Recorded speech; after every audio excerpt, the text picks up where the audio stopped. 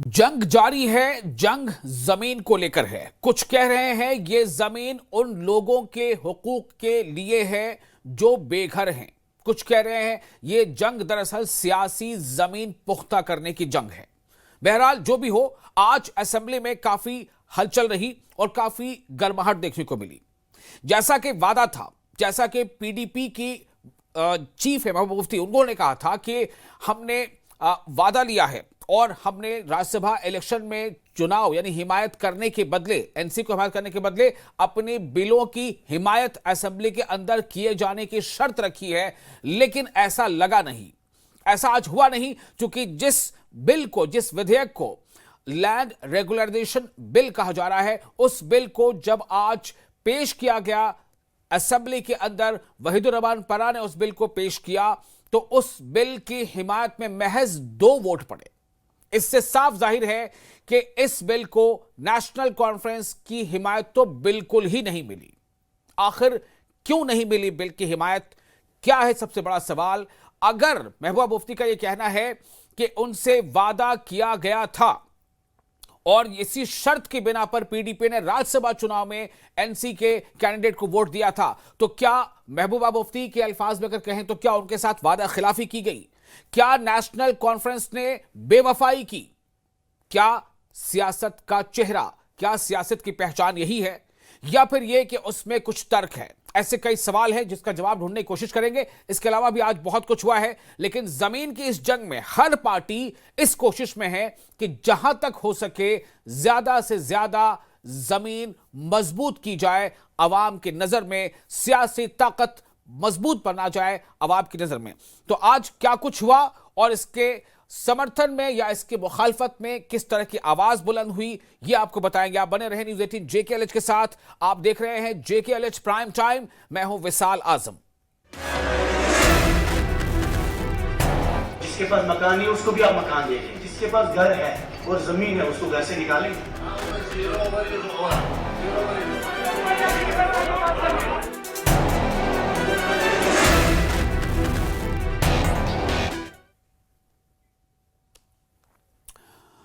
तो पीडीपी के भूमि अधिकार बिल यानी लैंड रेगुलराइजेशन बिल या हुकूक अराजी बिल को असेंबली में सरकार की हिमायत नहीं मिल पाई।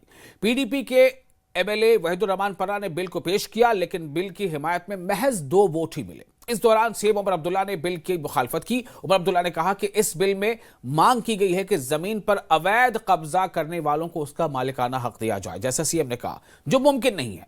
अवैध कब्जे पर मालिकाना हक किसी को नहीं दिया जा सकता। बहुत सारी बातें और कही गई हैं, लेकिन महबूबा मुफ्ती का जो रिएक्शन था वो काफी अहम था। उन्होंने कहा है कि ये बहुत ही दुर्भाग्य की बात है, यानी बदकिस्मती की बात है कि जिस बिल का एक जमाने में कभी बीजेपी ने मुखालफत की थी, आज नेशनल कॉन्फ्रेंस ने अवाम का वोट हासिल करने के बाद वही काम किया, जैसा महबूबा मुफ्ती का कहना था। उन्होंने बताया इस बिल का एक पोस्ट किया।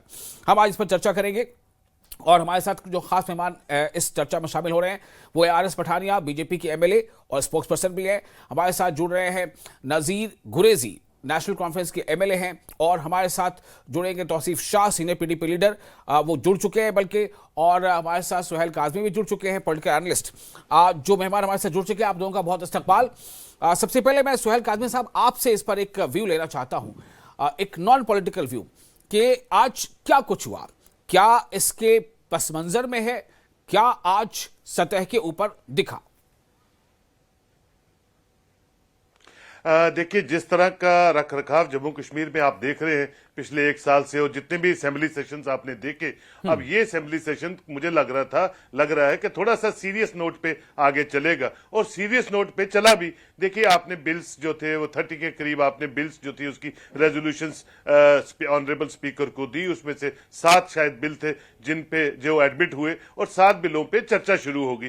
चर्चा में जो custodian of the legislative assembly होता है वो ऑनरेबल स्पीकर होता है, और वो वोटों के आधार पे बिल की रेजोल्यूशन पे वोटिंग होती है, और जो मैक्सिमम वोट जिस बिल को मिलते हैं वो रेजोल्यूशन जो है उसको पास किया जाता है। तो उसमें इफ बट वाई की तो बात ही नहीं है, इफ बट वाई तो होता नहीं है। जो बिल्स रेजोल्यूशंस पास होकर असेंबली में जाती है, जो एक लेट प्रोसीजर है असेंबली का, उसमें तेरा या मेरा नहीं होता, उसमें सिंपल एक procedure, law procedure, laid down procedure है, और उस पर ऑनरेबल स्पीकर ने वो बिल रखे जो पीडीपी के वाहिद परा साहब ने उठाए थे, और उस पर अब क्या वो कितने वोट्स मिले मुझे उसका पता नहीं है, लेकिन अगर उस पर चर्चा होती है और उस पर वोटिंग होती है, ज्यादा वोट मिलती है तो वो रेजोल्यूशन को कंसीडर किया जाता है, उस बिल को कंसीडर किया जाता है। और अगर वोटिंग ही नहीं होती है, उसमें वोट नहीं पड़ते, वोट एक पार्टी के लोग नहीं डालते ना, मेंबर सबका हक है उस बिल को, उस पर्टिकुलर रेजोल्यूशन के हक में या जी, खिलाफ जी। वोट करने का। जी बिल्कुल, लेकिन सवाल यहां पर यह है सुहेल काज़मी साहब के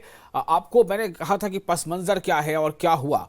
जो मोटे तौर पर मैंने आपसे के सामने बात रख दी अपने नाज़रीन के सामने कि वहीदुर रहमान पर्रा ने जो बिल पेश किया वो है regularisation bill, land regularisation bill, जिसे कई तरह का बिल मतलब एक नाम इसका जो है एंटी बुलडोजर बिल भी के नाम से भी इसको जाना जाता है।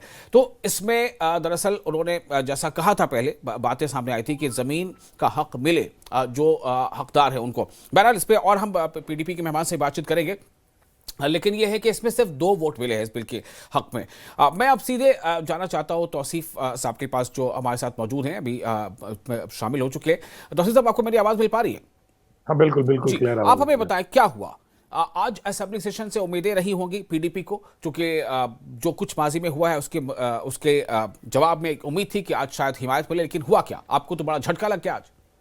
देखिए वासल साहब, मैं ये बात आपसे कहना चाहता हूँ, मैं यहाँ ये बात बिल्कुल क्लियर करना चाहता हूँ कि जो हमने जो बिल लेकर आए थे, वो बिल अगर हम देखें तो जैसे हरियाणा और दिल्ली में जितने भी इलेक्शन हुए वहाँ बीजेपी ने लैंड रेगुलाइजेशन के नाम पर ही इलेक्शन लड़ा। और ये मुझे समझ नहीं आ रहा है कि हमारे चीफ मिनिस्टर साहब हमें लैंड ग्रैबर क्यों कह रहे हैं, या यहाँ की आवाम को लैंड ग्रैबर क्यों कह रही है। तो अगर वहाँ बीजेपी लैंड रेगुलराइजेशन पर दिल्ली में हरियाणा में इलेक्शन लड़ सकती है, यहाँ क्यों नहीं। दूसरा सबसे बड़ी बात मैं आपसे ये कहना चाहता हूँ कि अगर ये बिल एक्सेप्ट हुई, इन्होंने की होती, तो उसके बाद एक छोटी इसकी कमेटी बनती है, उसमें डिस्कशन में चली जाती, यहाँ पर जो क्लॉज इसमें चेंज करना था या क्लॉज इसमें इंडक्ट करना था। और दूसरा ये है, ये हमने नहीं बोला, जो ये बोल रहे हैं इसका जो इनके चीफ स्पोक्स पर्सन है, हमारे नेशनल कॉन्फ्रेंस के जो चीफ स्पोक्स पर्सन है, उन्होंने भी थोड़ी देर पहले बयान दिया है। ये वो लोग भी, बाहर वाले जो लोग हैं, ये बाहर वाले लोग आके शायद वो जमीनें भी हमारी रेगुलराइज होंगी। उसमें एक क्लॉज डाला जा सकता था कि जो 2019 से पहले जो यहाँ के स्टेट सब्जेक्ट थे, स्टेट सब्जेक्ट नहीं, अब धारा 370 तो रही नहीं, स्टेट सब्जेक्ट है नहीं, तो मगर एक क्लॉज डाला जा सकता था कि जो 2019 5 अगस्त से पहले जितने भी स्टेट सब्जेक्ट थे वो ही सिर्फ रेगुलराइज हो गए। दूसरा मुझे बताइए कि हमारे प्राइम मिनिस्टर साहब जो लैंडलेस लोगों को और हाउसलेस लोगों को स्कीम के तहत वो उन्हें मकान दे रहे हैं और जमीन दे रहे हैं, तो जो बने बनाए मकान इन गरीबों के हैं वहां क्यों गिराई की जा रही है, वो रेगुलराइज क्यों नहीं हो रहे? हमने दिल्ली में देखा है, द्वारका में वहां पर भारत विहार है, वो मेरे ख्याल से नॉट लेस देन 2-2.5 हजार घर वहां रहते हैं, वो सारा लैंड ग्रैबिंग है और वो तक रेगुलराइज हुआ है। यहाँ रेगुलराइजेशन में क्या दिक्कत है, ये मुझे समझ नहीं आ रहा है। तो ये तो बिल्कुल क्लियर स्टैंड है, ठीक है, ये बीजेपी के ही दबाव में आके नेशनल कॉन्फ्रेंस बिल नहीं मान रही है। बीजेपी के दबाव में आकर नेशनल कॉन्फ्रेंस ने पीडीपी के इस बिल को, इसकी मुखालफत कर दी। ये एक पीडीपी के हमारे जो पहले से उनका कहना है। मैं नेशनल कॉन्फ्रेंस के नजीर गुरेजी जुड़ चुके, मैं उनके पास सीधे जाना चाहता हूं। नजीर गुरेजी साहब, क्या ये बात सही है?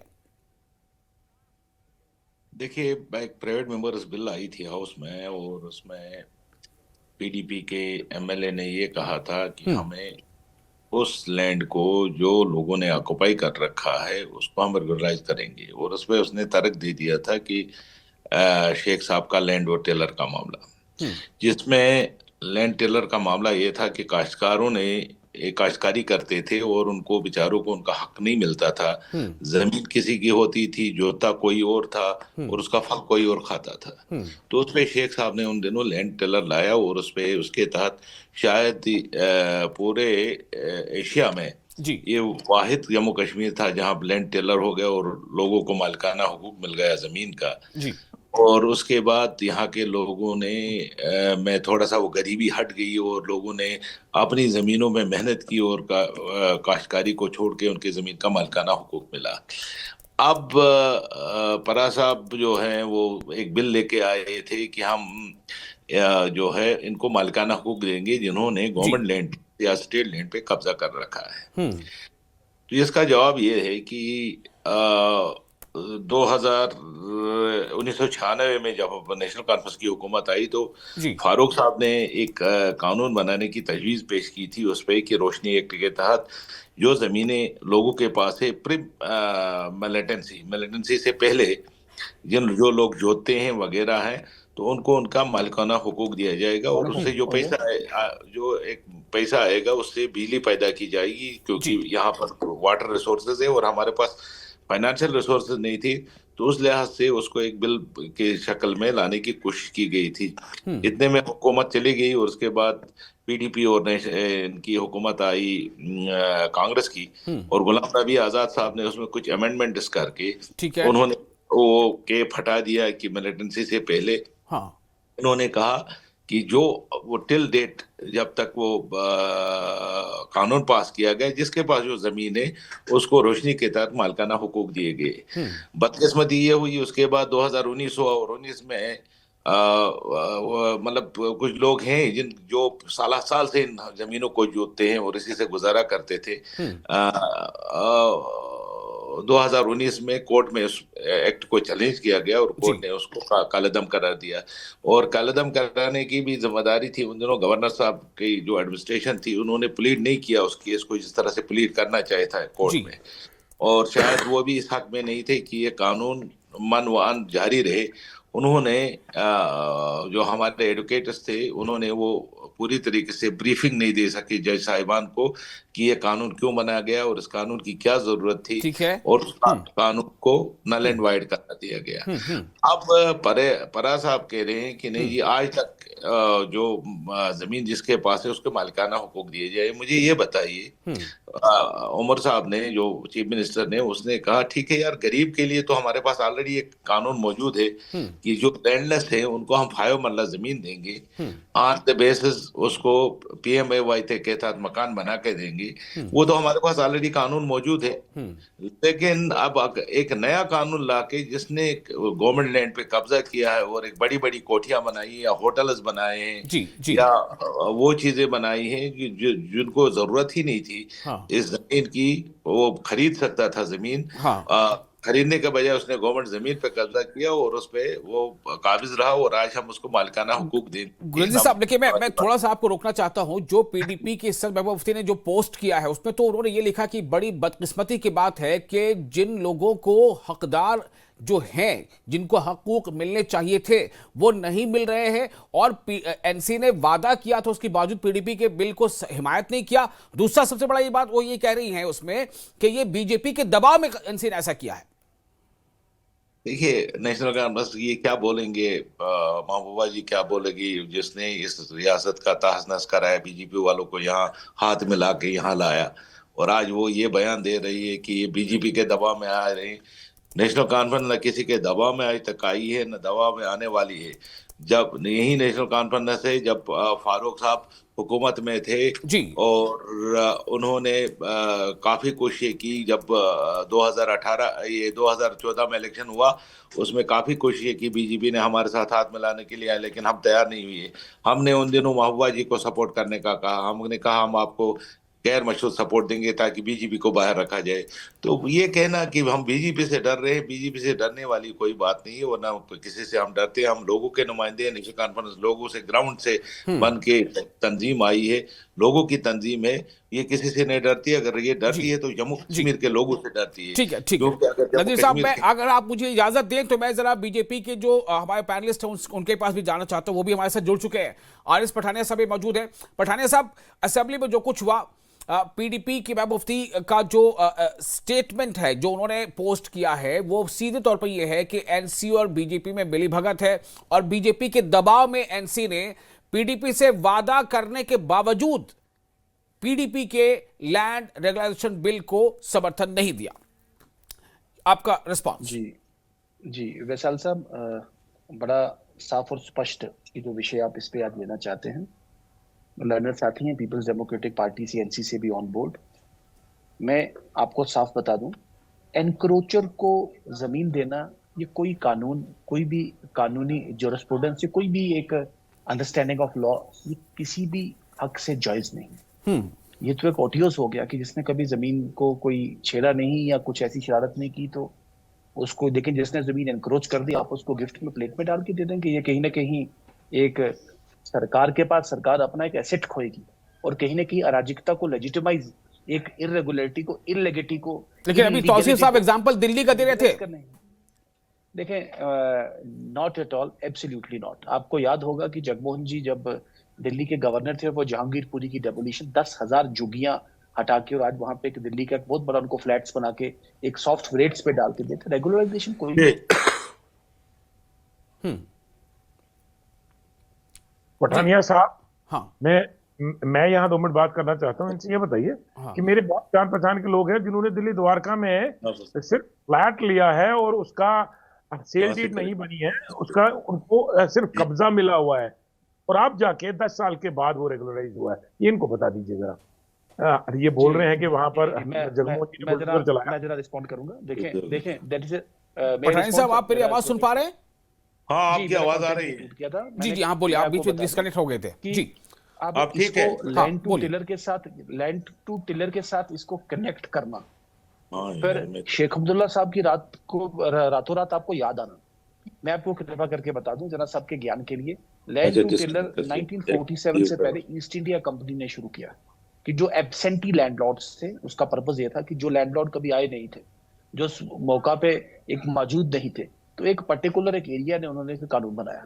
पूरे कंट्री में ये लैंड टू टिलर चला, पूरे देश भर में एक ट्रेंड चला और यहाँ पे शेख मोहम्मद अब्दुल्ला साहब और मिर्जा अफजल बेग, इन 2 लोगों की क्रिएशन थी, ये भी यहाँ पे लाए। हालांकि उस पर सवालिया निशान भी काफी उठे।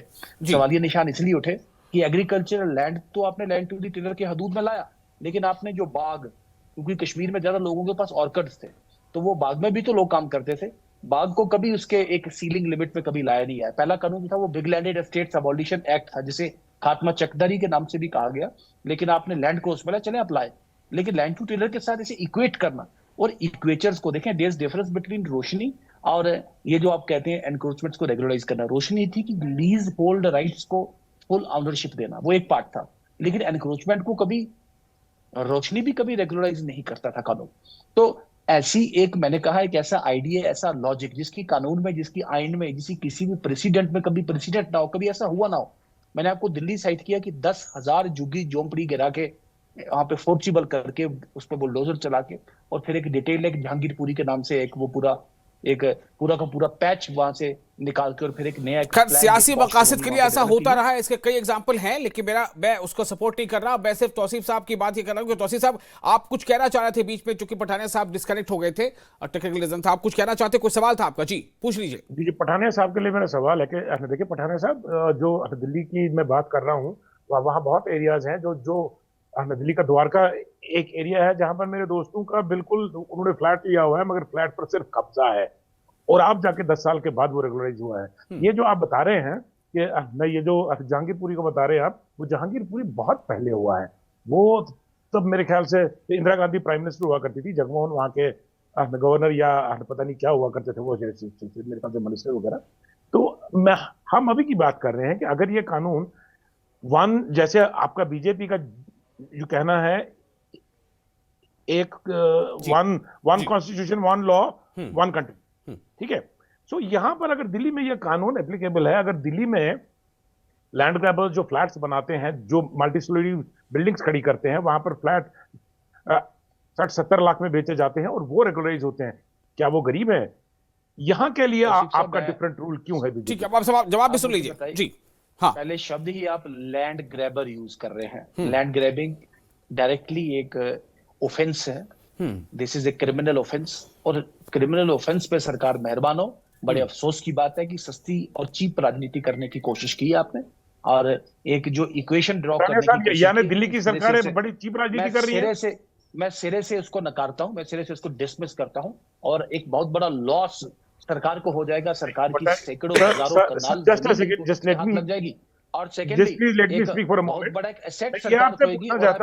क्या दिल्ली की सरकार, क्या दिल्ली की बीजेपी सरकार भी चीप पॉलिटिक्स कर रही है? इंटरप्टेड यू ना, this is not the way, please. I have not interrupted you, please allow me to do.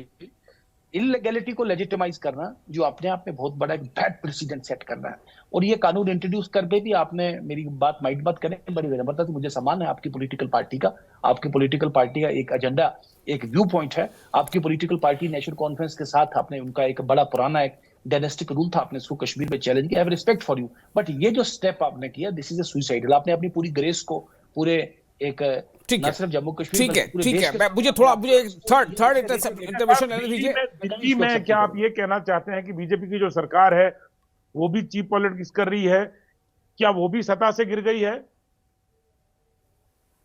देखें, बीजेपी का क्वेश्चन डज नॉट अराइज। मैंने कहा इलीगैलिटी को लेके, एनक्रोचमेंट को लेके या ग्रैबिंग को लेके रेगुलराइज करना और बीजेपी उसकी सपोर्ट पे खड़े हो, सवाल नहीं पैदा हो। ठीक है, क्वेश्चन डज नॉट। एक मिनट मैं पार्टी सिरे से विरोध करेगी। सुहेल काजमी साहब, मैं आपके पास आना चाहता हूं, फिर गुलेरिया साहब से इस पे रिएक्शन लूंगा। सुहेल काजमी साहब, कुछ बातें यहां पर ये हैं, क्या इस बिल को खारिज किए जाने का एक बड़ी वजह सिर्फ यही है कि तमाम लैंड ग्रैबर्स को हुकूक मिल रहे थे कि जमीन आपकी हो जाएगी, या इसमें वाकई कुछ ऐसे लोग भी थे जिनको अशद जरूरत है कि जिस जमीन के जिस हिस्से पे वो रह रहे हैं या कुछ अगर खेती वगैरह कर रहे हैं वो उनके लिए है, उनके पास और कुछ है ही नहीं, तो उनको हुकूक मिल जाए चूंकि वहीं के हैं और वहीं की जमीन है, वहीं की पैदाइश है उनकी। सुहेल साहब, देखिए सर, दोनों पॉइंट हैं इसमें, लेकिन ज्यादातर जो प्रॉब्लम रही है, जितनी भी स्टेट लैंड्स आज तक रेगुलराइज हुई हैं वो पहले लैंड ग्रैब्ड हुई हैं। लैंड ग्रैब्ड होने के बाद वो डिफरेंट क्वार्टर्स में बेची गई हैं, चाहे वो जम्मू है चाहे कश्मीर है, और उसके बाद उनको रेगुलराइज किया गया है, चाहे वो नानक नगर है, प्रीत नगर है, चाहे वो विधाता नगर है, चाहे कुछ और इलाके हैं जम्मू में भी, और इसी तरह कश्मीर में भी हैं। तो पहले लैंड ग्रैबिंग तो है ही है। अब रहा जो गरीब लोग हैं, जिनको जरूरतमंद लोग हैं, वो कितने परसेंट है? वो ठीक है, प्राइम मिनिस्टर का भी एक स्कीम है कि 5 मरला का जो हर इंसान को अपना छत, ये पॉलिसी सेंट्रल स्पॉन्सर स्कीम्स में चल रही हैं, लेकिन ज्यादातर मुद्दे जो है वो लैंड ग्रैबिंग के ही हैं, और थोड़ी जमीन नहीं है, लाखों कनालों के हिसाब से ग्रैब्ड हुई हैं, और इनकन्वीनियंस विद द सरकारों के साथ मिलकर बाद में उनको रेगुलराइज करने का चलन पहले भी रहा है।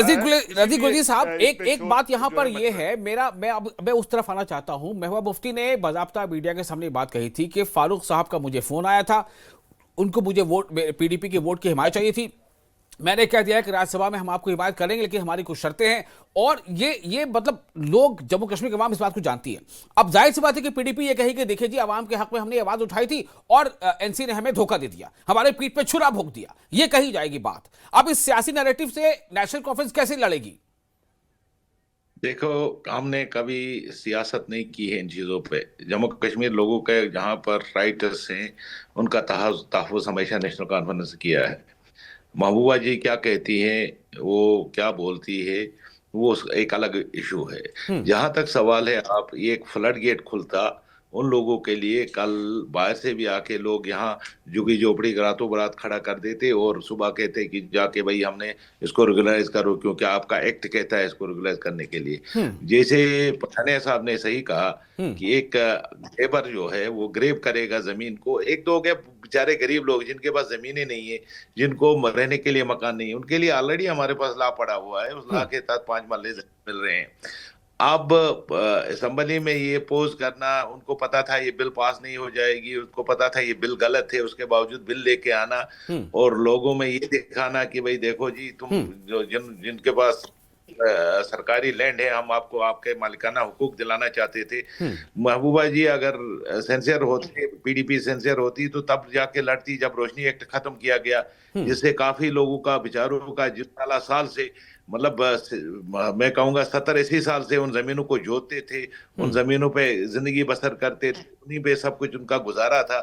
तो उनके हक के लिए अगर वो कोर्ट में जाके लड़ती तो हम कहते कि भाई ये सही मानों में लोगों के लिए चाहते हैं, लोगों को आराम पहुंचे, हक पहुंचे। ये अब एक कैमरा के लिए या एक लोगों को दिखाने के लिए कि हम ये बिल लेके आए थे और नेशनल कॉन्फ्रेंस ने इस बिल को की मुखालफत की, ये कोई भी दुनिया का कानून नहीं मानता है। अगर आप जाके सरकारी लैंड को ग्रेब करोगे और उसके बाद आपको इसकी राइट्स दे देंगे, नहीं, देखिए मेरी बात खत्म होने दीजिए। जहां सवाल है कि गरीब का, उसके लिए ऑलरेडी है कि डीसी को एथराइज किया गया है कि जिसके पास जमीन है ही नहीं टोटली, उसको एक तो पीएमएवाई के तहत उसको मकान के लिए पैसा मिलेगा और दूसरा 5 मरले जमीन मिलेगी। अब जो लोग जिन्होंने बड़ी बड़ी चंक सब जमीन पे जाके कब्जा करेंगे और उसके बाद होटल्स बनाएंगे, उसके बाद बड़ी बड़ी बिल्डिंगें बनाएंगे और हम उस बिल को लेके आएंगे कि भाई उनको रेगुलाइज करो, ये नामुमकिन वाली बात है। ठीक है पठान साहब, फाइनल कमेंट, वक्त बहुत कम है जी। ये एक प्रॉब्लम है कश्मीर सेंट्रिक पॉलिटिकल पार्टीज में, और पीडीपी और नेशनल कॉन्फ्रेंस में खासकर बेशतर नॉन इश्यूज को क्रिएट करना, लोगों को सब्ज बाग दिखाने, स्मोक स्क्रीन क्रिएट करनी, शैडो बॉक्सिंग करनी, जिनमें सच्चाई कोई नहीं, जिनमें एक लॉजिक कोई नहीं, जिनमें रीजनिंग कोई नहीं। ये हर एक आदमी कश्मीर में जानता है और पीपल्स डेमोक्रेटिक पार्टी भी जानती है। आज उनका जिस तरीके से एक्सपोजर, मैं वेलकम करूंगा चीफ मिनिस्टर साहब ने जिस तरीके से expose on the floor of the assembly इन्हें किया, मुझे लगता है उसके बाद भी ये तो शेमलेसनेस की हद होगी कि आप एक ट्विटर वॉर, एक ये सोशल मीडिया पर एक नया वारफेयर आप इसमें डिक्लेयर करेंगे।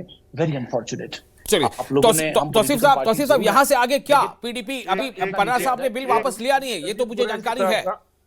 मैं मेरे भाई नजीर कुरैशी साहब को जवाब देना चाहता हूँ। हाँ जल्दी से, वक्त बहुत कम है। जी नजीर कुरैशी साहब, जो आपने महबूबा मुफ्ती का नाम लिया, शायद आपको चाहिए था कि उमर अब्दुल्ला का नाम ले। जैसे हमने केस नहीं किया वैसे आपने भी कोई केस नहीं किया। सो आप शायद ये दिखाना चाहते हैं कि हम अगर लोगों के सपोर्ट में होते तो हमने केस किया होता। तो आप नेशनल कॉन्फ्रेंस की भी तरफ से कोई पहल नहीं आई, हमारी तरफ से बहुत बयान आए, हमारी तरफ से बहुत डिबेट्स हैं, मगर ये वो टाइम है गवर्नर रूल का कि जब आपके उमर साहब बिल्कुल चुपचाप लिहाफ ओढ़ के बैठे हुए थे, वो बिल्कुल मीडिया के सामने तक नहीं आते थे। उन्होंने इस चीज पर एक बात भी नहीं की है कि जब रोशनी स्कीम को विड्रॉ किया गया, जबकि महबूबा मुफ्ती साहिबा ने अपने हर स्टेज पर। तौसीफ साहब आगे क्या, आगे क्या, व्हाट नेक्स्ट, क्या करेंगे पीडीपी, क्या करेगी? देखिए बिल तो हमारा दोबारा रेजोल्यूशन, तो we will try to do it. ज्यादा से ज्यादा 5 साल वेट करना पड़ेगा। 5 साल तो नहीं तो 40 साल हो गया, एक साल तो बीत गया। जितने भी वेट करना पड़ेगा, विल वेट। वनाल गवर्नमेंट विल काम, ये तो गारंटी है कि जैसे ये काम कर रहे हैं, जो इन्होंने अपने वादों के साथ जो वादा खिलाफी की है इन्होंने, लोग इनको ठीक है, ये अवाम के दरबार में जाएंगे, फिर अवाम के बीच में फैसला होगा। फिलहाल बहुत शुक्रिया आप तमाम मेहमानों का, आप अपना कीमती वक्त आपने दिया और बहुत ही खास और असास मौजू पर बातचीत हुई। तो ये है पूरा मामला, आपने तमाम लोगों के बयान सुने हैं, दलीलें सुनी है। अब आगे देखना है कि ये नैरेटिव आगे ग्राउंड पर किस तरह से उतरता है और कैसे इसका सियासी फायदा या नुकसान उठाने की कोशिश होती है। आदाब।